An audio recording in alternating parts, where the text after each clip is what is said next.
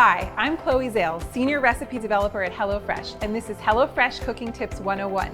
Today, I'm going to show you how to core a pepper.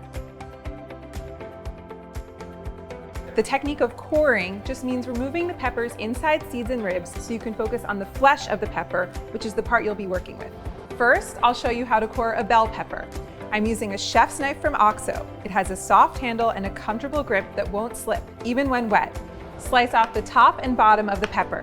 Then, stand it up and slice off all four sides, like so. Discard seeds and ribs, and you're done. So easy.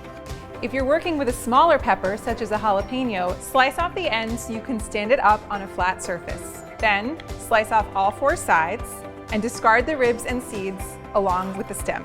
From here, you can cut up your peppers to use in a range of HelloFresh recipes like stir fries, salads, sauces, and more.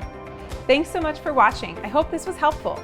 If you're looking to brush up on more kitchen techniques, be sure to check out the rest of the videos from our HelloFresh Cooking Tips 101 series.